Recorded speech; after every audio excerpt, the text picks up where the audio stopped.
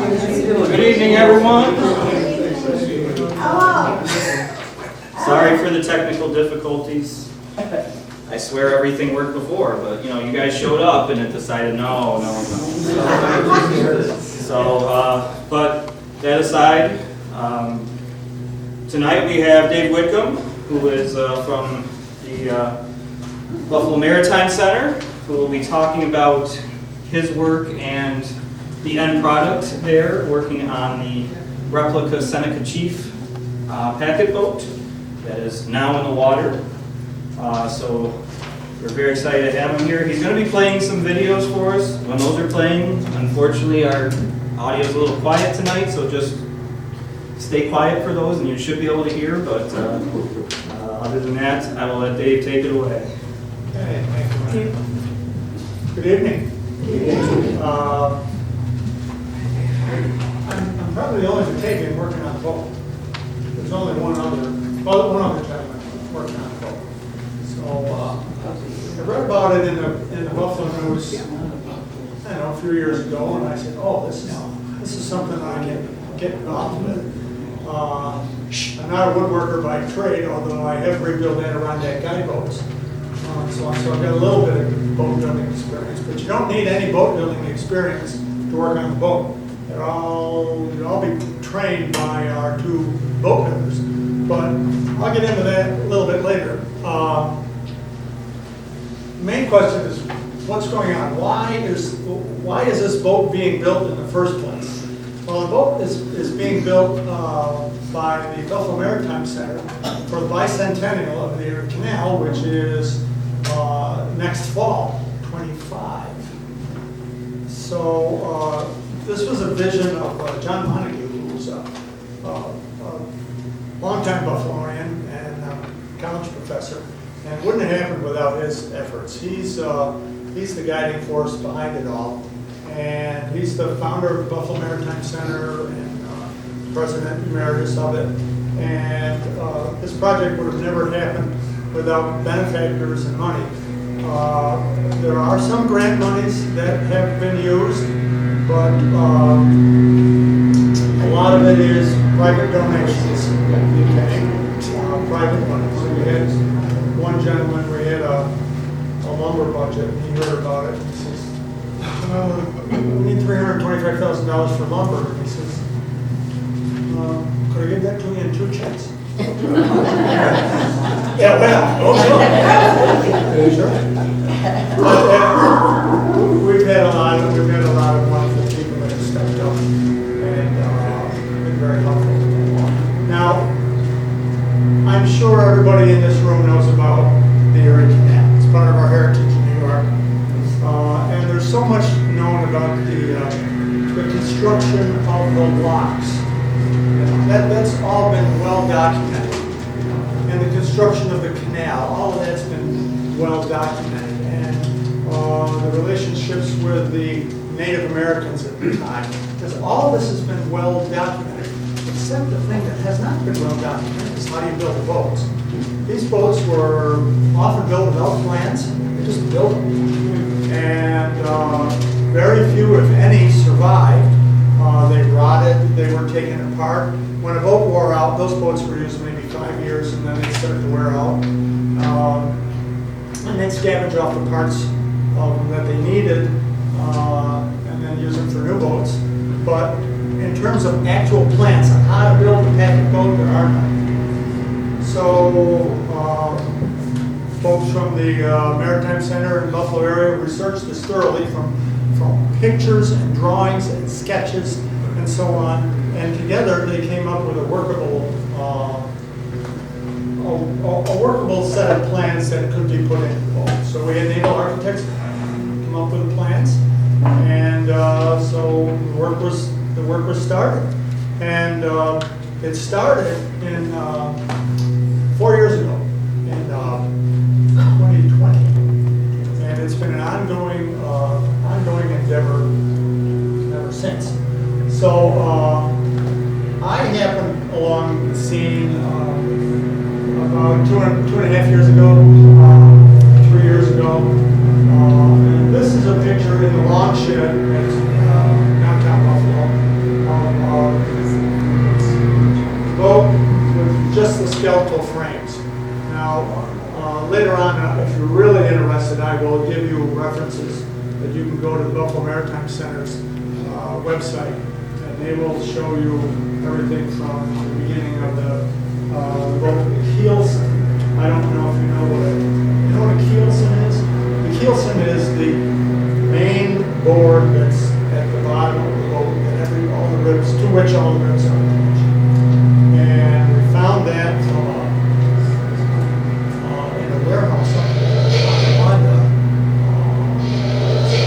It was a large piece of Douglas fir, and it was used as a gin pole back in the day. And that was trucked down to the canal side, and that became the main part of the foundation for building a boat to which all the ribs are attached.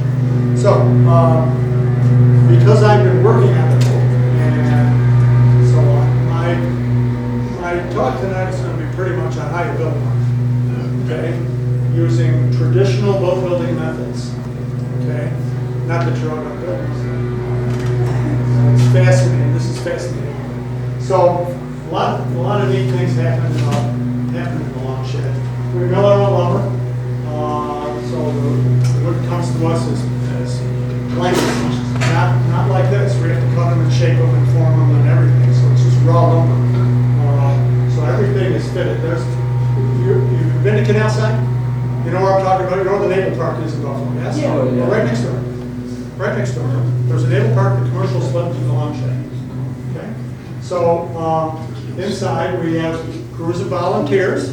There are only 2 paid staff people. And so here's some various photographs of making the boat as we go. I'm using a laser there to be sure that everything is level and plane. So everything has to be formed and shaped and so on. This is oak. So you can imagine if you picked up oak before, this is pretty heavy. The end result of the boat. This boat weighs 44 tons. And it's 73 feet long by 12 and a half feet wide, all built by hand. So this is over the years. This is a model that we had earlier at the long shed of the cross section of the boat. So you can see here from the frames, we put the flooring in and the roof on and so on. And this is a model of the boat that we had for the public to see. If you look out the front windows, you know right where we are, there's a skyway and so on downtown Buffalo. And we have docents that are there to inform people, answer their questions and so on. We have a map of the United States, and every time some visitor came, we could take a pen and put your location. Virtually every state in the nation, including Hawaii and Alaska. And people from Europe, from all over the world have come to Buffalo and have seen this project. So now, one of the big things after you get the ribs done is planking, okay? And I was fascinated by this process. How do you plank a boat? If you go to page 3 of your handout, page 3. Okay. What this is one of the largest, if not the largest, community boat building project in the nation, or maybe even the world. Now, by community boat building, we mean just that. Members of the community who wish to participate in building a boat are allowed to do so, and they're taught the skills that they need to have to complete, the construction. And this is the objectives of it. We want to practice, we want to teach, we want to preserve traditional boat building skills. Okay, and there's the thing of about the keel and the frames. They're all white oak, but the keelson is Douglas fir. Now, what we're doing with the planking here is we put 2 layers of 1-inch cypress with a layer of dynel cloth between. Dynel cloth is nylon, piece of nylon. It's epoxy, It's epoxy between these two layers of cypress. And cypress doesn't rot as well as fast as other species. So this boat is pretty watertight. It does leak some, but the leaking is stopped as the wood swells. You know, the boat stops leaking. So anyway, we're planking it right now, and get to my slideshow. Okay. So these are just some various steps in applying the planks and screwing them to the frames. Now, you'll see this board here. See that? This board here. This one. Okay. Keep that in mind for in some of the upcoming photographs. I'm going to come back to that in a minute. Here we are under the boat. We have to plank the underside of the boat as well. Double layers. And here, if I go back to here, you see this white cloth that's hanging down here, right there? That's the die-down, and we epoxy that onto the wood, okay? And that acts as a barrier. So this is the underside of the boat. Now, again, you'll see a bunch of lines and so on here. Now, this is a board called a batten board, okay? And what we want to do is we want to make a plank that's the same size, shape, and so on as the one above. So there's a technique to do that, and it's called spiling. And so what we do is we put this board in here, and then our next board is going to be beveled to this. That's one of the existing boards, and we have a jig that cuts it to the known dimensions and so on. And now to make these planks come out properly, that's the tools you need. Okay, very simple technique, and we use a mouse. Okay, that's the mouse, and the mouse runs along the underside of the board that you're trying to make. Okay, so as the mouse runs along the underside of the board, you drag it across there, you get a line. Okay, and so here's the mouse line. So you would put the mouse from here to here, and you run it across there to get a line. Okay, so that's going to act as your center line, because what you're going to do with this information is you're going to take that batten board off and you're going to put it on a fresh piece of lumber, and you're going to use those dimensions, transfer them from here to a board that you want to cut, and then you have your next board for the one underneath. It's not as easy as that sounds. Okay. So what you do is you take your compass and you get your dimensions and you put it underneath here, and then you make marks as you're going, and then as you swing your compass over here, you get a mark, and so on. And then you take that batten board and you put it on top of a piece that you want to make, and this is what you end up with.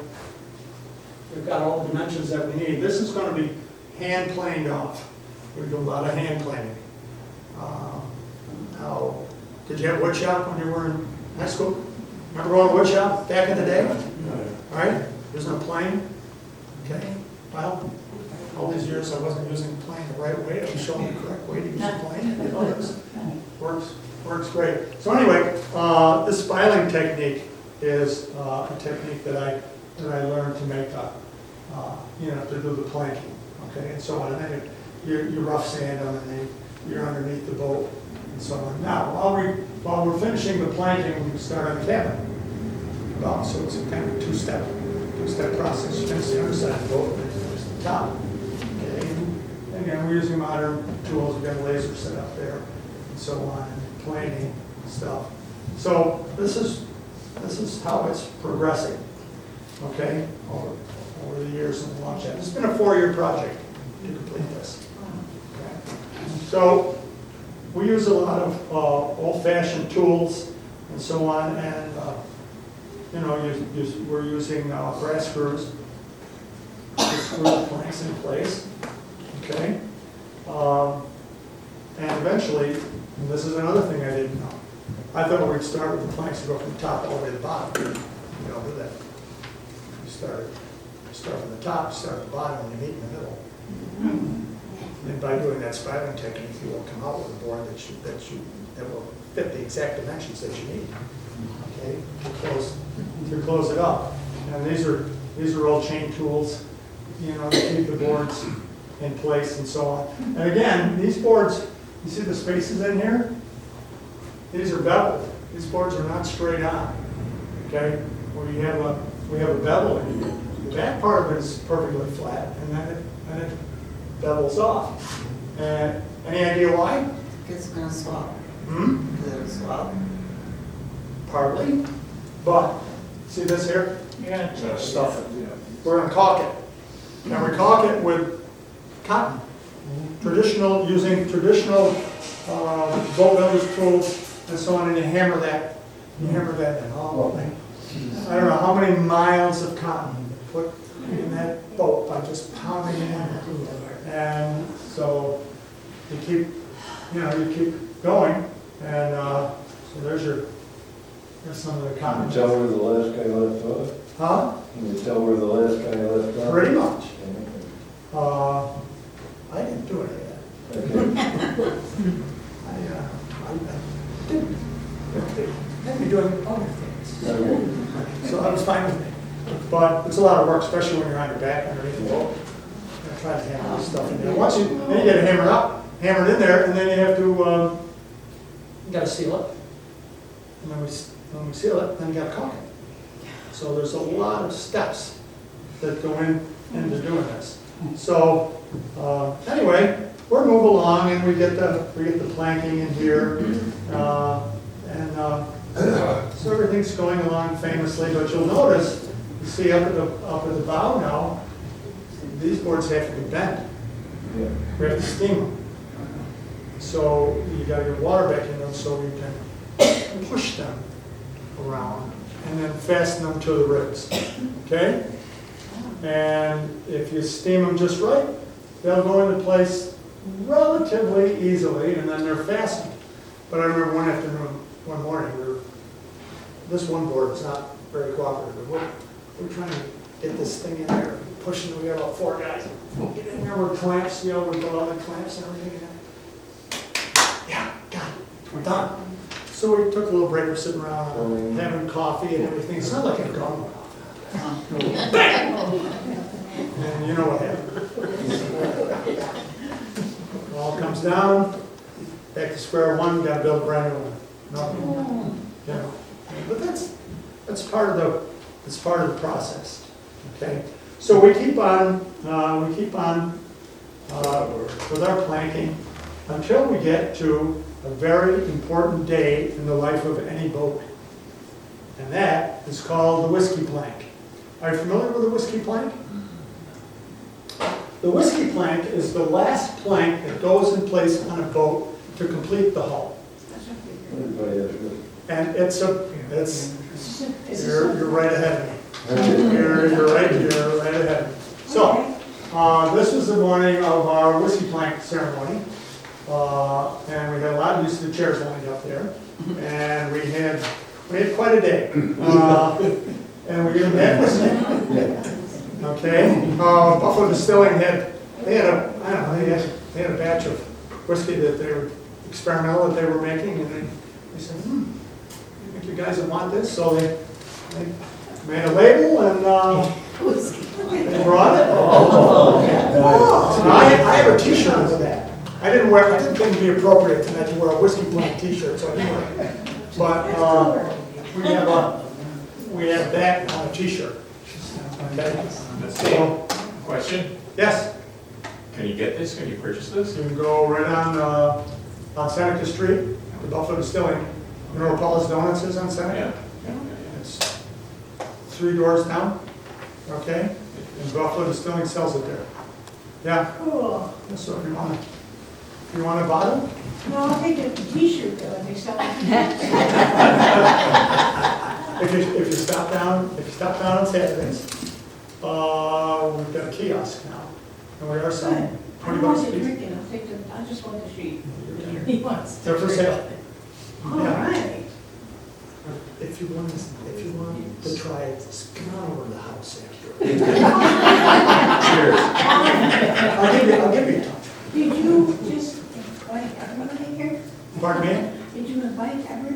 We're all coming. You're absolutely right, because if I invite one, I have to invite everybody. You're absolutely right, so just follow me up Grove Street now. I don't need an excuse for partying anyway. That's for sure. Bonfire. Yeah.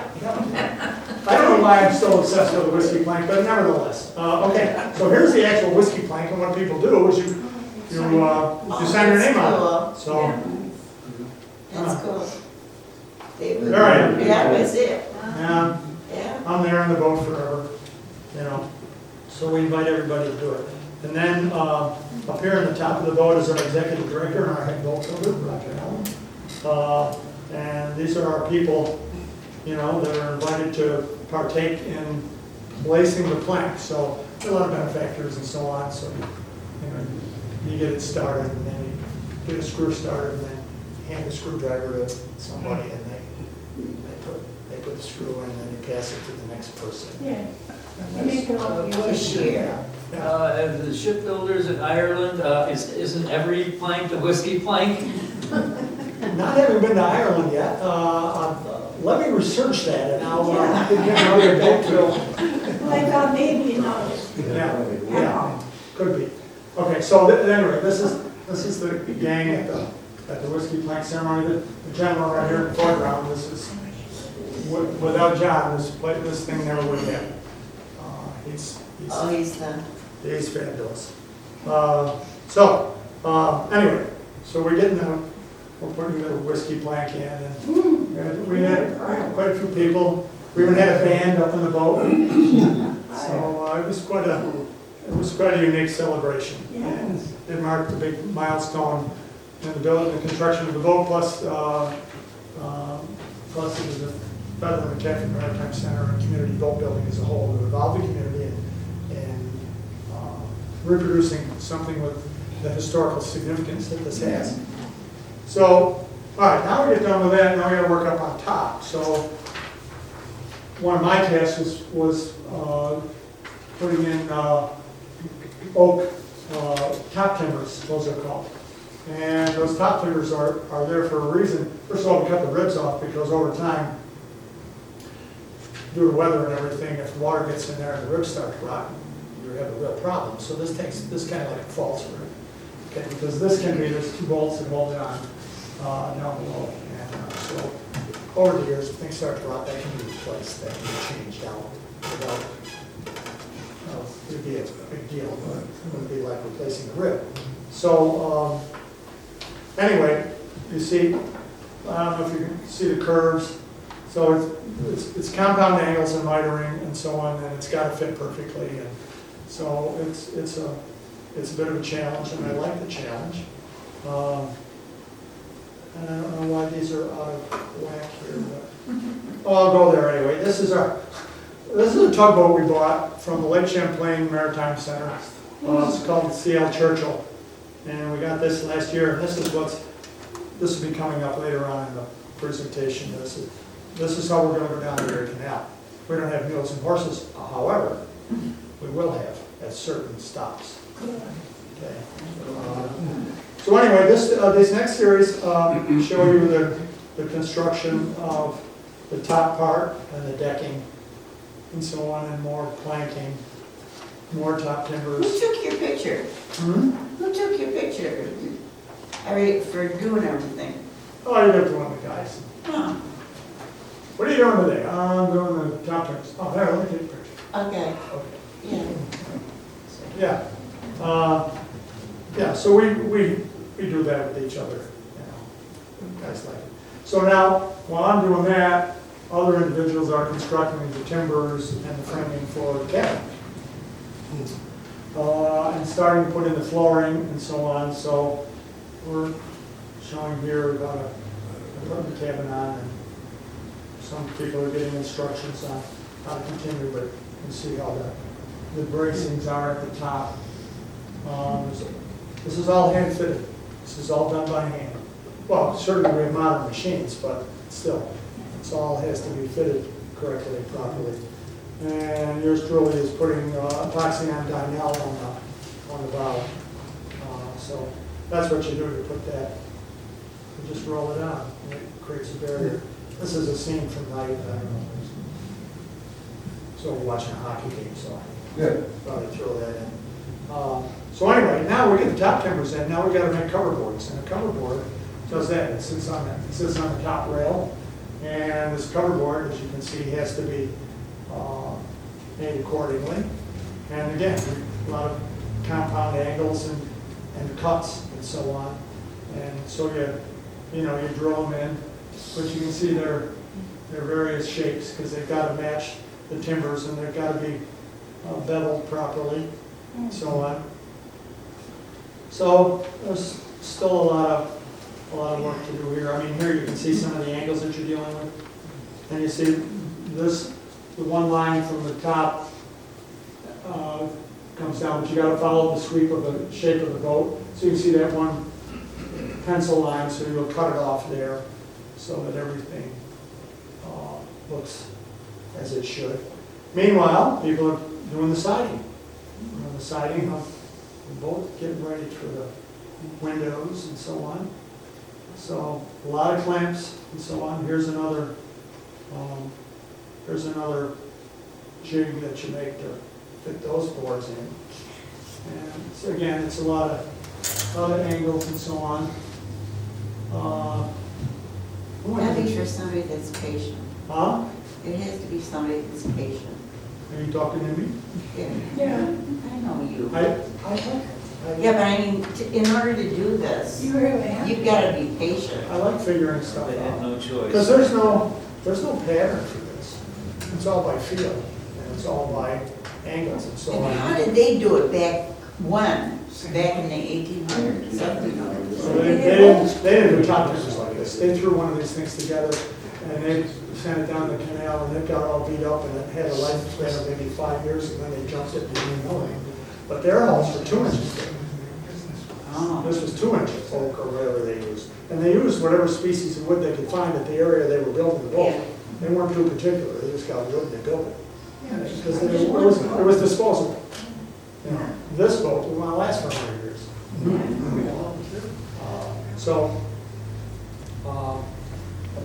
Yeah, so again, you're using angles and so on.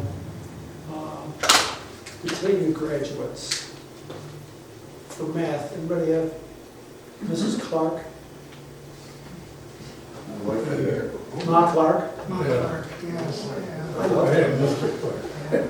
Best geometry teacher ever. I love geometry. She's got a good geometry teacher. Who would think that you're sitting in high school going, what is all this stuff? When am I ever going to use this stuff? You never know. You never know. So, anyway, we're doing more lasers now. So anyway, to make a cover board, this is kind of what you get, rough. And then you put it on the bandsaw. And this is after you've taken your measurements and your angles and everything, and you put it on the bandsaw and you cut it out, and then you climb back up the ladder and put it over the top timbers and hope it fits. Yeah. And if it doesn't, you bring it back down and then make the adjustments that you have to make. But, you know, and again, this is just my small contribution in the building of the larger piece, the boat. Everybody that worked on this boat had similar challenges and things. We have guys and gals worked on the boat, and everybody's got a different bunch of skill sets. You know? So you make use of, you identify what skills do these people have, and you let them go. You know? And that's the joy of community boat building. So then you put it back up and it fits and so on. So now on the bow, what we're doing is we're enclosing, we've got the top timbers in, we've got the one cover board on, and now we've been around some other pieces here on the boat. Siding's going on. And then looking down from the top, this is what you see. And you can see the different cover boards that have been put in there now. Okay? And then we'll bend all that around, and another crew of guys, they lay the roof out. This is the rear stairway, going up, so you can have access to the top of the boat. And that's where our killer is going to be, in the back. So we're going to stairway. Now we're getting a little better in the interior. Now there's the caulking that's pretty much done. And then you prime it, and then you sand it, and mill some more lumber for it. And this guy has a drywall sander, and this thing turned out to be fabulous. It's just sand the whole side of the boat. You know, it saved a lot of time. And that gentleman right there is a retired dentist. We have people from all over, industrial boiler salesmen, dentists, environmental engineers, people who work for the Buffalo News, school teachers, painters. You know, it's an eclectic group of individuals that all came together for a common purpose. And it's been a great experience. So here we are, we're kind of coming along. And here it is. Now, this is from Channel 2. I hope you can hear Lauren Hall. Let's give it a try. Time to see what they're up to. So we're here with Dr. Alec, master boat builder here at the Buffalo Maritime Center and in the launch building at the outside. What are we standing in front of? Well, this is a replica of Governor DeWitt Clinton's Seneca Chief. That was the name of his canal boat that he took for the inaugural trip from Buffalo to York City at the opening of the Erie Canal in 1824. And why did the Buffalo Maritime Center want to create this replica? Well, we do a very unique thing. We call it community boat building. We're really an historic and educational organization. We try to preserve traditional skills. And the best way to do that is actually to build a traditional boat and use the methods that were used in that thing. So we thought, this is iconic, this is one of the most important historic vessels, and it's coming up on the bicentennial of the Erie Canal. We have no choice, we have to build this boat. And it's mainly made up by volunteers. Yeah, we have about 218 volunteers working with us. There are 2 of us who are paid staff. Now, on any given day, there could be 20 people working here, and we'll have 3 crew chiefs. The other staff person and I are working with them, and we're passing the information and the skills down into the rest of the crew. And once she launches, where does the mission go from there? She has a really important job to do. The Seneca Chief will go up and down the canal, towed by the wonderful little tugboat we bought, and she'll stop at communities all along during the summer season, and she'll work with historical societies and the schools and chambers of commerce and environmental groups, and anybody that can actually use her as a classroom, and to talk about the canal and the impact of the canal on their communities and how important the canal is to the communities of New York City. What kind of impact do you hope that people have when they get to see this in person? Well, you know, she's impressive. You have to, you know, she's beautiful and impressive, and that's a drawing card, but we want people to get back involved in the canal. The canal is an incredible asset. I just was lucky enough to actually go the whole length of the canal for the first time. And it's beautiful. It's actually a wonderful place to recreate. It still has a commercial use in New York. It's just a very valuable asset. And we want to reconnect people with that. We want to reconnect communities with the canal as much as possible. And we think having her go to festivals and give the communities a reason to have the festival because the Seneca Chief is coming to town. We want to do that to reconnect people to the community. The launch will be a big public event at the end of May. You can find more details with this story on our website, WGRZ.com. And that's it for Most Buffalo today. I'm Lauren Hall. We'll see you back here tomorrow. Channel 2 News First at 5 with Mary Alice Demler starts right now. Okay, so that gives you a nice overview of the purpose. And the gentleman that was being interviewed is our head boat builder. Okay, that's Roger Allen. He's very knowledgeable, very knowledgeable. So that little piece that I had in my hand in the video turned into this. And again, it's another part of the cover boards. So we did that on the other side. And now we're priming and getting more things ready. And then this is taken off the website, but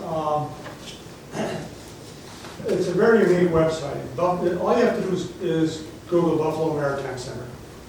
And there's all kinds of videos and information on the canal itself and the construction of this boat and other boats, because they are an educational institution. And they have quite a wonderful series of programs. So this was last month when we launched it, okay? And then on the 25th, we continued to work on it, and then we brought it back for the inauguration of the boat. So we had 2 ceremonies there. And I'll leave this with you later, should you care to donate or go on the website and so on. Meanwhile, back to the boat. We're still continuing to paint and add things. Now you can see how that whole coverboard process is working and how things have changed. We had tinsmiths come in and fit copper around various parts of the boat. And they did a fabulous job. So we're painting, and now we're getting ready to seal. Now this was an interesting day because this was the first day we put the rubber in. Okay, had to make that. So here we are, trying to fit the rubber and see how that works in it. Works fine. We're going to put the windows in. All those windows were built by hand and painted, and glazed and painted. Had a bunch of windows. The glazing didn't come out particularly well, so it gave me years to really reglaze and put them all over again. So I did. It's an art. Now, what we're doing here on the deck is we're putting deck boards down. Okay, those deck boards are large, and they're going to withstand the weather. So you see, we've got the decking down underneath. We've got that layer of Dynel, which you heard me talk about, and that's epoxy down there to waterproof it. And then we put the larch on the top, and then again you can see the gaps between there. Those are going to be caulked as well, okay, to make it watertight and so on. So we're continuing to do that. This is right downtown, right at the canal side. You've read that, I'm sure, when you were down there.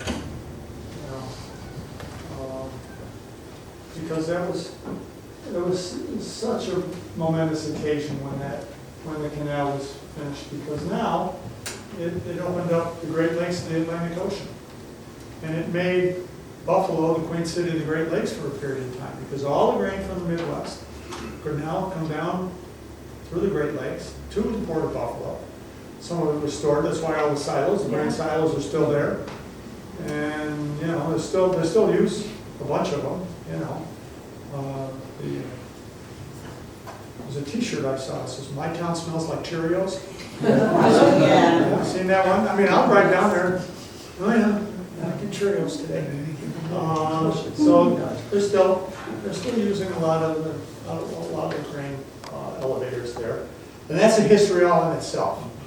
The history of the grain elevators and the old First Ward in Buffalo. I can't digress because I'll get into something different. We got time. Fingy Connors, I don't know if you ever heard of Fingy Connors. Anyway,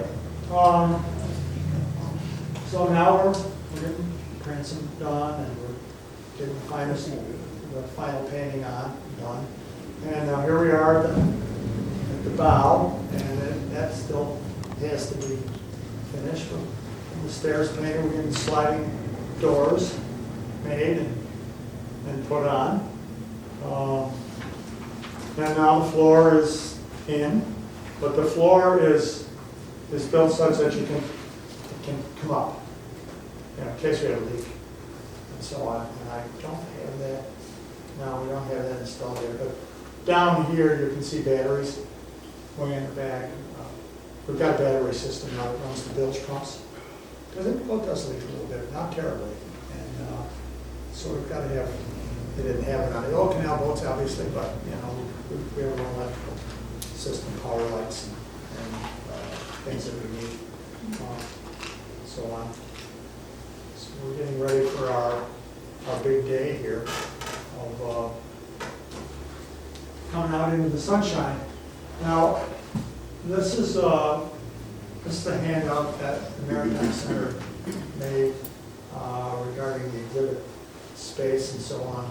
And so the boat is divided into certain areas. There's your crew area, okay, and your cargo area, and the passenger area, okay? And the boat's 73 feet long, 12 and a half wide, draws 2 feet of water, that's all. Doesn't draw much at all. Frames are made from white oak, planks are cypress, fore and aft decks are larch, and the cabin and floor deck are made of ash. It's untowed, so it will be accompanied by 2 boats, the C.L. Churchill, a little historic tugboat that we, again, I told you we got from Lake Champlain, and then we've got another little boat called the Scoocher. That's a push boat that pushes it sideways this way so we can get it in the orientation that we want. Okay. So that's some of the information there. Now, this is the historical piece again, but I'm quite sure you're familiar with the history of the canal, so we'll move from now. This is really interesting. This is the planned itinerary for next year, 2025. Okay, so those are the stops that we plan to make on the journey to New York City. And here's some of the dates. Dates and times and so on. I was talking with a couple last Saturday from Fairport, and they said, "Hey, are you coming to Fairport? We're right on the canal." I said, "Yeah, I'll see you next year." I don't know if I'll be on the crew. I'd like to be, but I'll see. So yeah, these are all the, and then the big, on October 25th, 26th, which is the 200th anniversary. We'll do the marrying of the waters. You're familiar with the marrying of the waters? We're going to have 2 barrels of Lake Erie water on board. Okay? And when we get to New York Harbor, we will dump Lake Erie water into the Atlantic, symbolizing the marrying of the waters. Then we will take Atlantic water, and we'll take it back eventually to Lake Erie, and we'll dump it in there. And that was quite a symbolic gesture back in the day. So that's the itinerary for next year. I was reading on their website, Little Falls, number 17. Little Falls, New York has paper. A newspaper. Oh, yeah. And in their newspaper, they had an article last month regarding the coming of the canal to Little Falls. They're going to have bands playing, and they're going to have well, they're going to do it. That's the plan. They're going to do a lot of this as we go down. Communities are going to welcome the boat, and so on. So it's going to be quite something. Incidentally, when Seneca Chief was entered the canal for the very first time, okay, there were a series of cannons set up all along the canal. So they fired the signal cannon, okay, right off the boat, and then from then on, all the way down the canal, as soon as you heard it, in the distance, you light your cannon, and you do this. And I believe it was something like 45 minutes to go the whole length of the canal. The boat was on its way. It was a big deal. And I'm going to have a little surprise for you about that day. So here's our timeline. Okay. So right now we're doing the sea trials, or we will be. It's been out in Lake Erie, and eventually we're going to go to. If you go to page 2.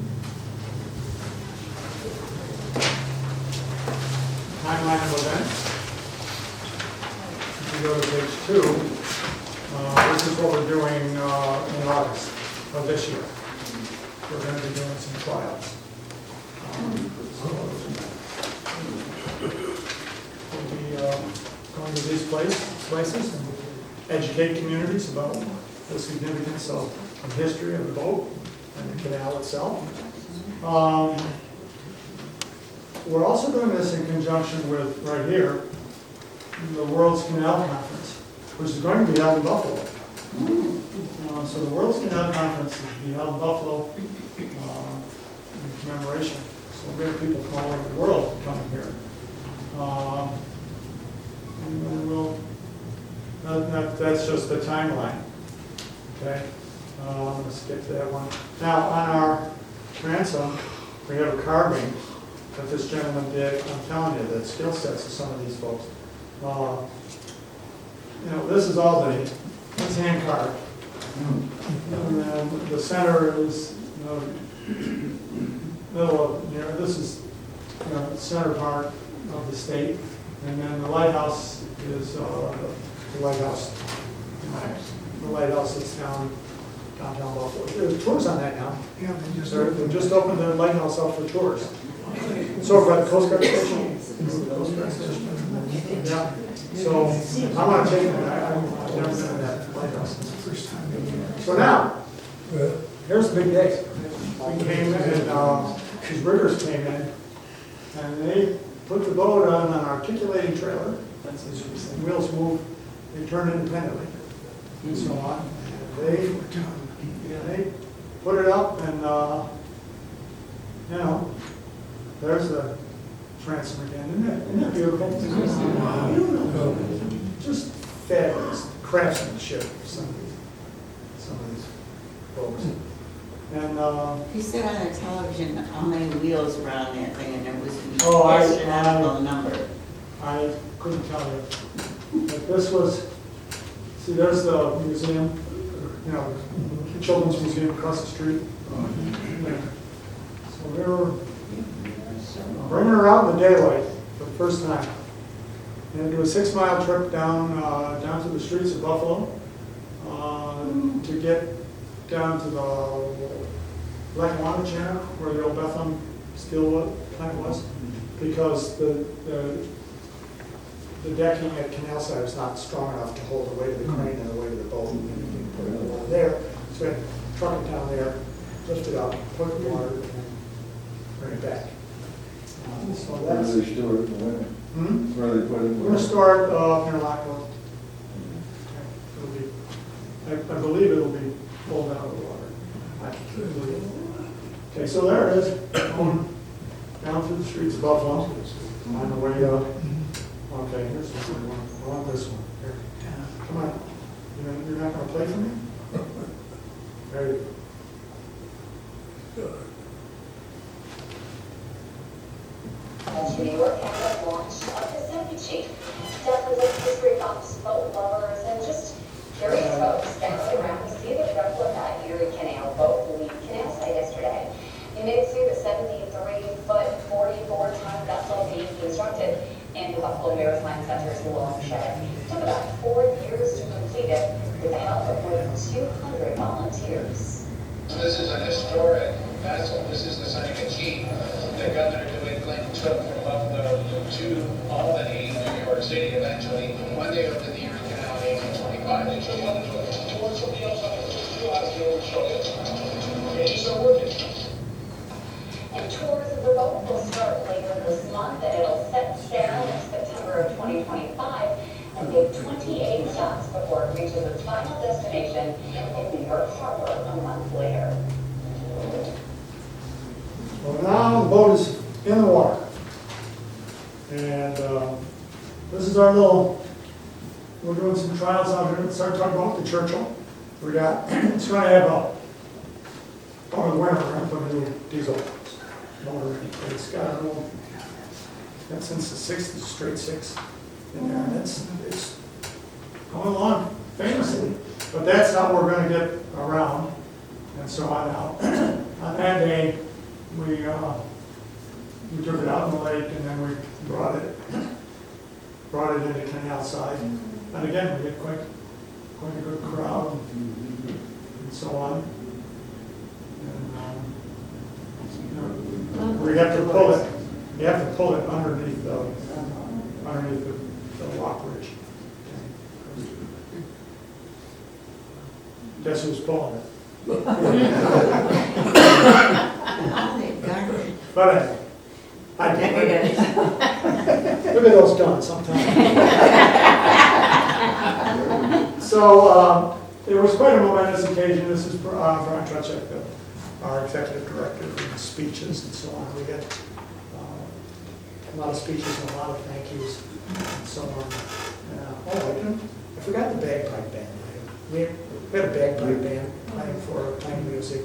That was a big deal. So then a few days later, went to do whatever, and Roger says, have you ever been on the tug? I said, well, yeah. He says, you ever driven the tug? I said, no. Would you like to? Oh, yeah. So he took all of us that were working on that one day, and we all got on the tug, and we went out on the lake, and every one of us got an opportunity to drive the church. And he's a fabulous gentleman. He really is. You can see it, that's something you love. So now you can call me Captain Dave. I made you. So yeah, I got to drive the tug. So that's our little project. It's quite fun. Finished this last Saturday. This was the decking. Again, I've told you about the decking. So we got that done, and this post that you see in the foreground, that's a post that we can use to anchor the boat, or the horses can pull it. Now, there's a woman in the Lockport area that raises draft horses. And she says, my horses would love to pull that boat. And so she came down to that meeting with the powers that be. I guess that's going to happen. There's not towpath the whole length of the canal. There's only certain parts of the canal that have towpath. But, so we're going to have in certain sections, we're going to have animals pulled, just like back in the day. And I don't know, I don't know if this is a rumor or whatever, but there's, on the central part of the state, there's an Amish family that has mules. And she's volunteered her mules. Whether that happens or not, I don't know. What a photo op that would, you know, on a trip. So anyway, we got that, and we got some anchors there for tying off. And so now, so here we are. Boat is, external part of the boat is almost done. We're building doors. I'll probably be doing that tomorrow morning. Build doors. The doors are built, but we got to fit them. Get the outside done. And then we're going to start on the inside, the interior. It's going to be authentically reproduction of how the boats were 200 years ago. But we're going to use a little cherry and maple and I don't know, birch, a bunch of fine. It's going to be finished carpentry. But, ladies and gentlemen, no story about anything in Western New York happens without the Batavia connection. In our historic Batavia Cemetery, there is, this isn't far from Harvester Avenue, is Jacob Otto. And this is collected by his family, so Jacob and Phoebe are buried there. I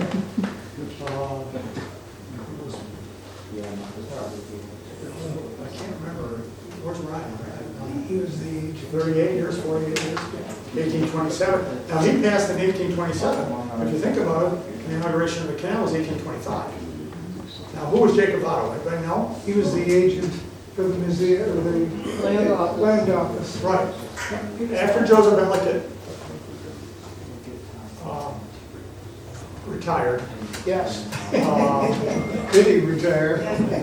After he retired, Jacob Otto took this place over as the land. Okay. So now, what's Jacob Otto's connection with the canal?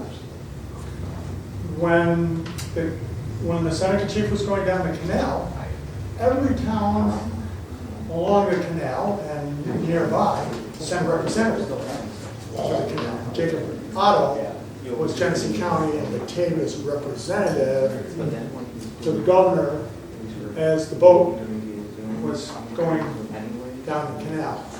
And you do know that at one time, Batavia was bigger than Buffalo. Oh, yeah. You do know that.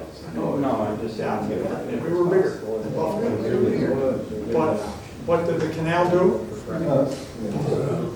And it set Buffalo up as the Queen City of the Great Lakes, and for a good reason. And the architecture, and the buildings, and the history, and so on, Buffalo, you know. You can come down the canal side and you can get on some of the tour boats down there. Have you done the Buffalo History Tour? Yeah. Really? It's really interesting. If you haven't done it, put that on your to-do list for the summer season. There's a lot happening down the canal side. Don, you had a question? Don, you had a question? Yeah, I just wanted to mention too that a lot of the land was donated by the Holland Land Company and actually helped divert the canal to where it is today. And there was an intent on that, of course, because Joseph Ellicott and them had a plan to make a harbor in Buffalo. So it was all strategized by how they were going to have a commercial, place from the Great Lakes to hook up with the canal. Yeah. So there's, this building that you're sitting in was a powerful building in one day. It was really something. And so how was it Batavia connection in Western New York? Somehow, some way. So, on behalf of our gang here, this was the whiskey plank ceremony. Okay. We all posed for. How many people do you? There were 218 people total. They worked on the boat at one time or another. Still, some of us regulars left. Why is he about? Oh, yeah. Right in the middle. Yeah, so you just got to go down to Seneca Street. Or come over. I'm there Thursdays and Saturdays, so come over and sell you a t-shirt. All right. Yeah. Did the canal bypass Oneida Lake? And if it did not, how did they get through Oneida Lake with mules and horses? They were. They had to have towpath at some point. That I can't answer that. I don't know about how they got across there. There had to be a bypass canal. Yeah. For the boats to be pulled. They didn't sail or anything. They were pulled. Right. They had their own power. Yeah. So there was I'm sure there was some type of a canal. I'm still learning. I'm still learning this as well. But anyway, there's one other item of interest.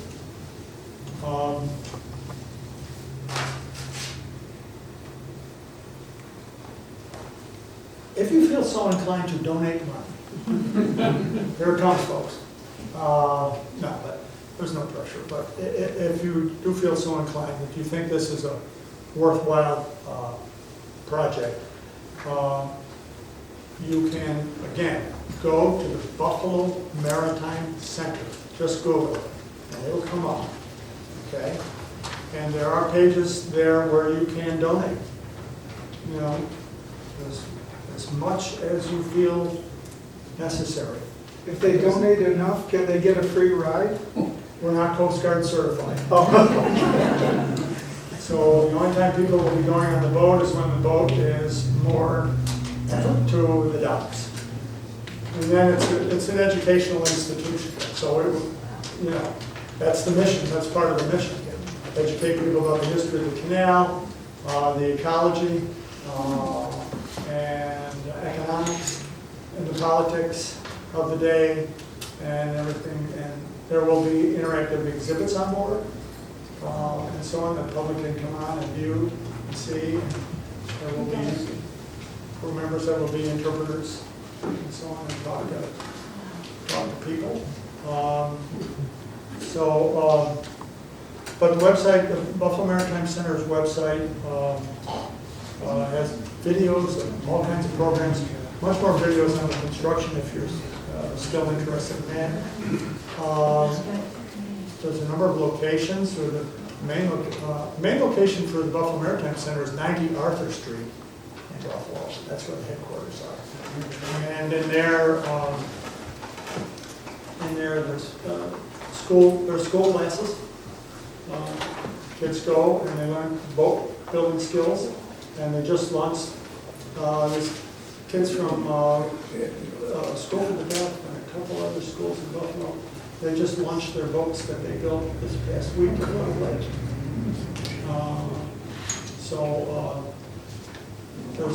There's a lot going on. There's a library and there's a foundry there and all kinds of events. So check the website out. I think you'd be pleased. Yes. There is any that we can go to look and see? To go where? I have a Some visit. Oh, that's fine. Take your time. What it is that you've been talking about the straight rolling and all this, is making that we can look through fences and see what's going on. Oh, you can go right up to the boat. Oh, okay, It's moored at the commercial slip. So okay. if you put it in your GPS, it's 44 Prime Street. You got that on these papers? I don't know if I do. Oh, we will be home. 44 Prime Street. Just put that in your GPS, and it'll take you right to the lawn shed. Oh, yeah. And right there is the, when they were building all of that, building lawn shed down at the canal side, they uncovered the old Erie Canal locks. And so the commercial slip is actually where the original canal ended. Yeah. Okay. And the boat is moored in there, and we can walk down and we can touch it. Wow, we'll be there. I'll see you Saturday. We'll be there. I'm here Saturday, Thursdays and Saturdays. The answer to Oneida Lake. Yes, what is the answer? The Erie Barge Canal and enlargement of the old Erie was completed in 1918. Unlike its predecessor, this canal used Oneida Lake as a part of its course. The Barge Canal, as most people called it, connected Oneida Lake with the Great Lakes and Hudson River, making the lake a significant cog in the state's water transportation network. Hundreds of tugs and barges used the lake during the Erie Barge's peak years. Brewerton, Cleveland, and Sylvan Beach prospered as canal ports. Yeah, so there's a variety of offshoots of the Erie Canal. Oh, yeah. You can come from Champlain, you can go to Oswego, you can go here, there, and a lot of places around the state. Well, there's one right down by Letchworth. Yeah, There's a walk down there. yeah, there is. What is it? Yes, sir. I have two questions for you. One, I was interested when you showed the cross-section of the ribs. Were they made in different pieces put together, or did you steam that to get that? They were cut in that shape. Well, obviously not. They were bolted together. Yeah, so they We had a were. section that, okay, this is as much as we can get out of this old log. And then we got another section that will bolt to it, and so on. So that's all. My second question, you said it's going to last 100 years, and you showed us some intricate cuts. Did you make any templates so that 50 years from now they're going to do this again? Or no templates? No templates. I make my patterns and everything, and then I take the pattern apart because I need parts of it for the next pattern. And no, we didn't save any of that stuff. Because that's for people 100 years from now.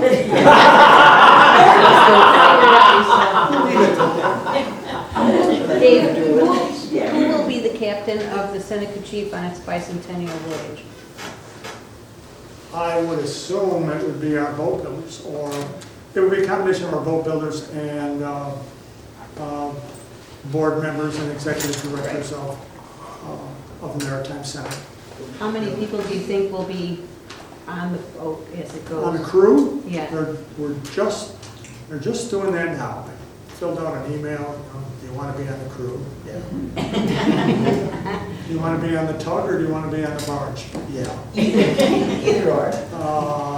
So I would love to be on the crew. So they'll be selecting. Yeah, I've been on it already on both. Right. But there's still there's so much to learn. And you can't teach an old dog new tricks. I'm still learning. Okay? And this has been a tremendous learning experience for me. Not only with building the boat, but with the people that I've met. You know, from all walks of life. People that I've never would have met. They're great guys. And we hang out and stuff. It's been a wonderful endeavor. So I invite you all to come down the canal side and see the boat, and then do some history tours around Buffalo, or go to Chef's for plate spaghetti. Or any other questions? Thank you for your attention. Thank you.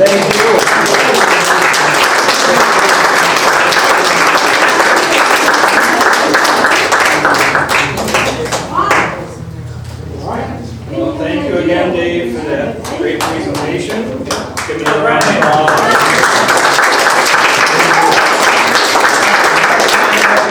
No Blarney and see if they got a song about the whiskey plank. I bet you they do. I might have a few other people that know that one. So, but I want to thank you all for coming. Thank you for being patient with our technical difficulties and our wonderful lawnmower. Didn't know that was going to happen. So, but we've got a lot of events coming up throughout the rest of the month. We've got trivia tomorrow night on the 1950s.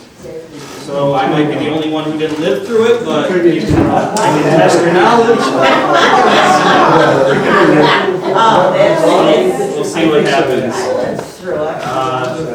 Then we've got another guest speaker a week from tomorrow on the 20th. We have someone from Seneca Falls Historical Society coming to talk about the early settlement of New York. And then we've got the next Java with Joe. You can come listen to me babble on. I'll be talking about the land company and the opposition movements that arose during its time here in Western New York. Very interesting history behind that. And then Friday, June 28th, we have a concert by Don Dwyer, who will be doing music written by women during the Civil War. So that should be a very interesting time. That is what's going on for June. There's a lot. Tomorrow, on this Saturday, we got that encampment. And I thank you for telling me, because of course I forget something. Yes. So this Saturday, in the New York State's Path Through History program, we are doing a military encampment and timeline event. We will have, I think I was told, 9 or 10 reenactors here. Ranging from the French and Indian War all the way up to World War II. There will be military vehicles and even cannon demonstrations. So if you hear a bang going off in Batavia, it's us. Maybe, but most likely. So be sure to stop on by for that. There's going to be a lot going on. We're going to have displays inside and outside, so it should be a lot of fun. So that is what's coming up for June, and my final pitch, I'll be like Dave and say, hey, if you're not a member already, please consider becoming one. It helps us do all these wonderful programs, and it's for as little as $25 for the year. You can't beat that price. So please consider becoming a member if you're not. If you've been a member and you can't remember if you're still a member, let me know and I'll figure it out for you. So other than that, have a great night. Take a cookie on your way out, because I do not need them. So.